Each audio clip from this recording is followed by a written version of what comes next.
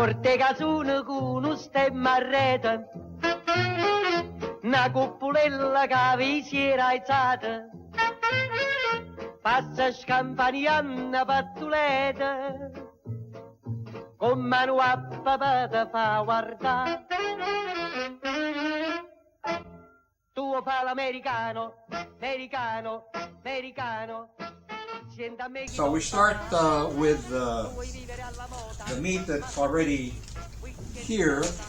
We're going to use, because it's easy and quick, I tend to use as a teaching tool pork tenderloin. And here it is, the way it comes out of the bag.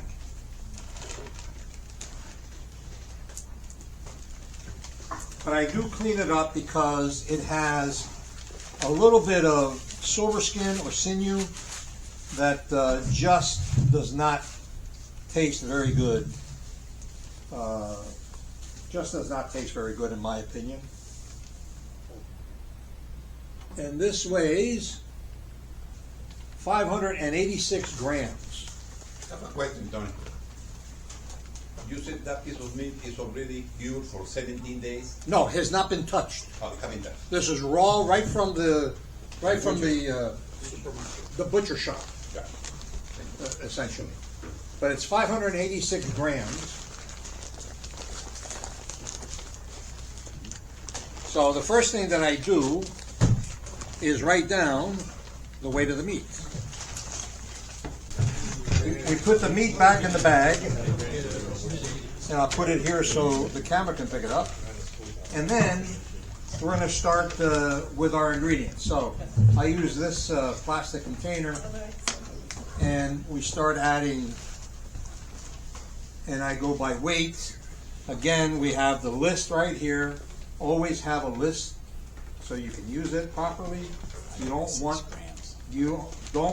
any issue. You don't want any issue with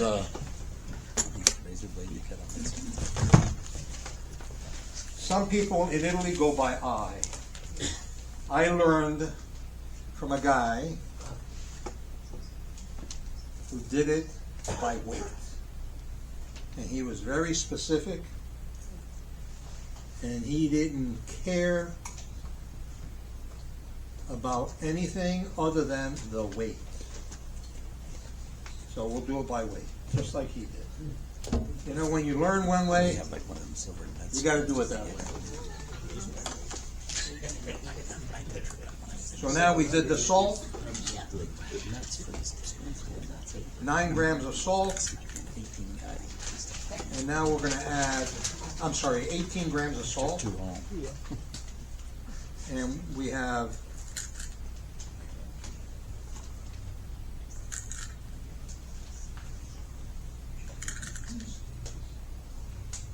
9 grams of sugar,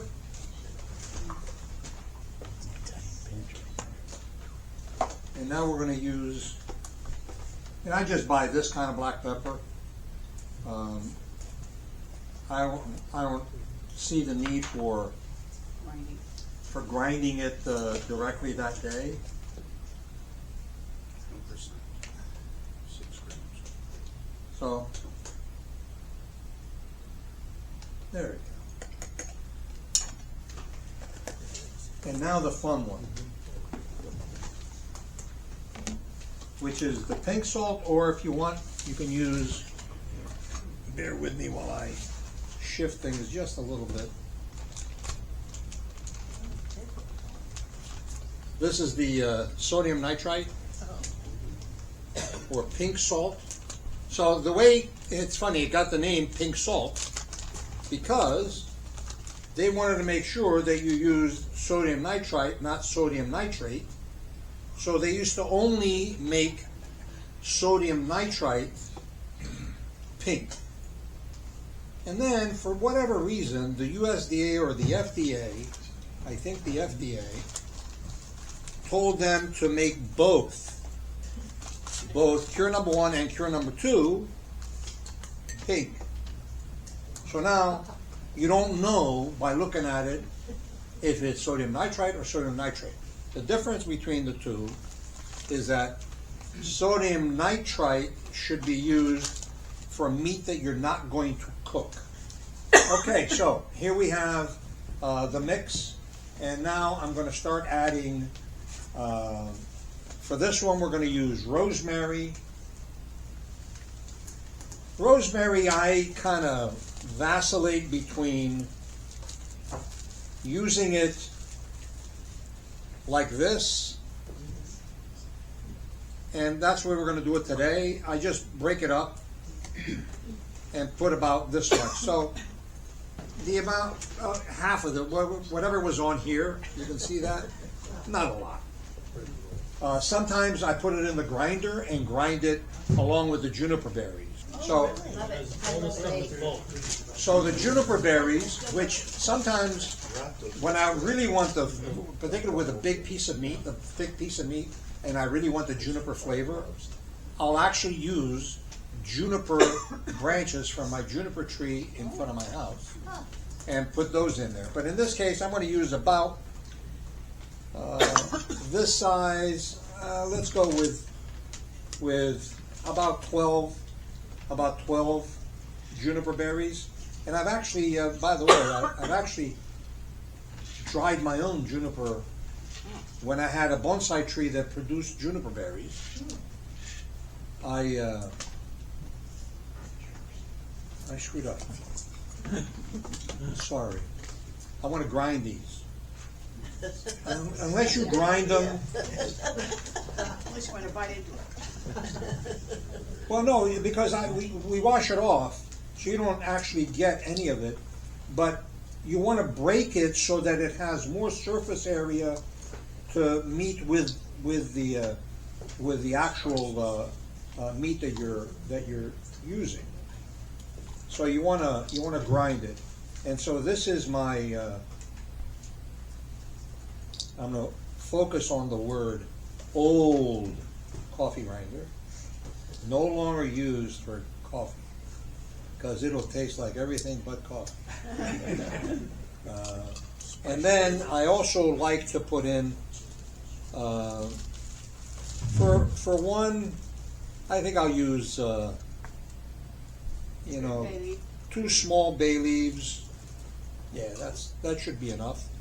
And I've got some little pieces of rosemary in the bag. We'll just dump them in there. And we'll grind all this up. I don't know if I have do I have a spot to plug in my... Where your lake is. Huh, I'll never get that at. That's where my son-in-law is. This is Jeremy, my son-in-law. Jeremy. Otherwise known as my trusty assistant. You saw him in half later? Yeah. I'm going to disappear pretty quick.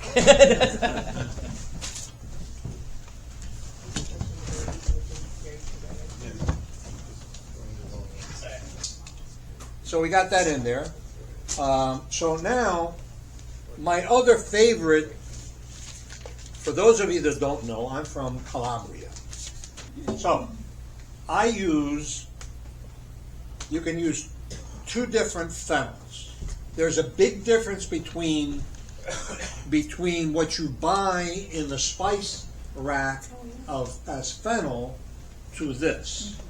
I buy this in Mexican grocery stores, and it's called anise in grano. And this is what in Italy they call finocchietto, or little fennel.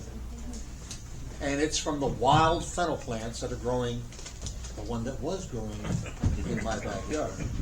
Which, by the way, this morning, he saved, because this morning I saw a sprout this tall, beautiful green, so it's going to come back. So I will not look for that poor kid.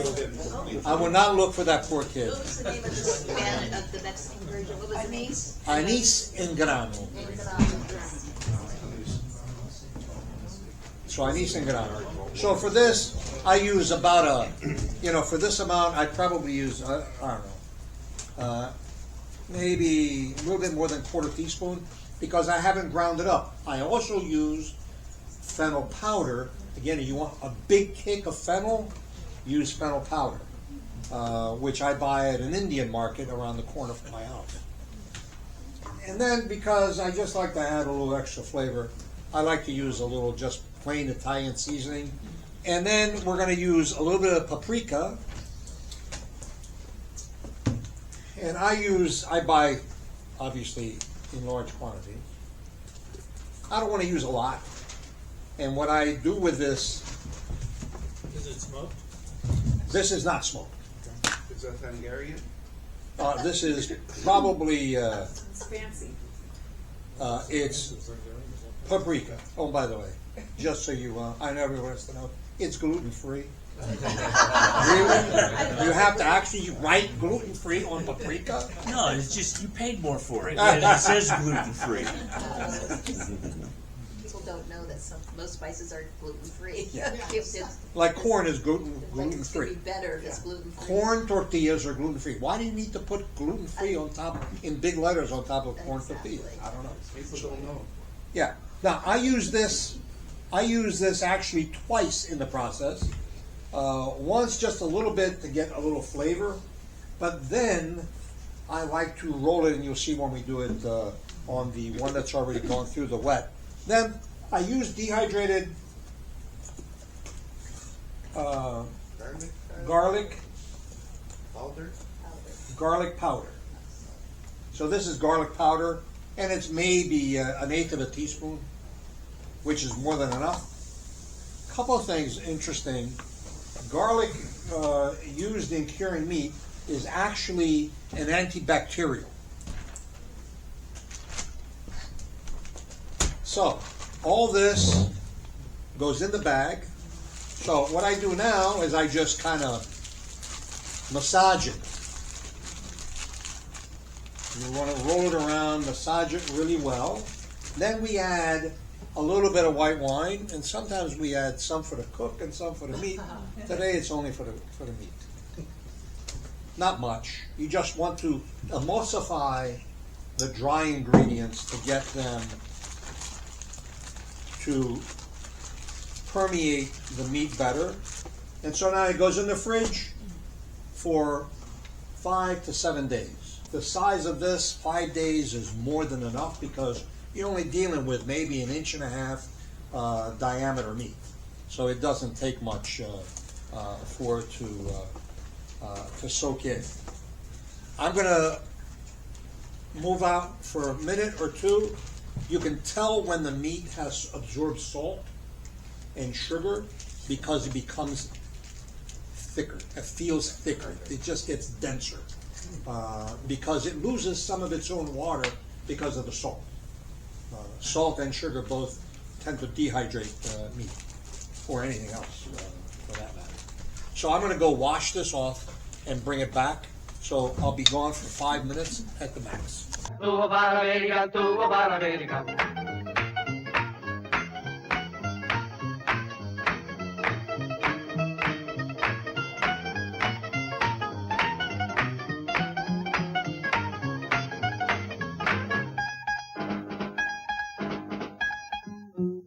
.410, but it's all by feel. You have to notice how it feels. If it starts to become too hard, you have a problem. So you have to solve the problem before it becomes bigger than it should be. I'm just shortening this. So Tony, for those of us who don't have 52 years of experience doing it, what is the feel that we're looking for? Should it be harder than it was before, softer? The feeling should be like when you buy an artisanal piece of salami in the casing from the grocery store. It's hard. It's hard, but not. It's got some. It's firm.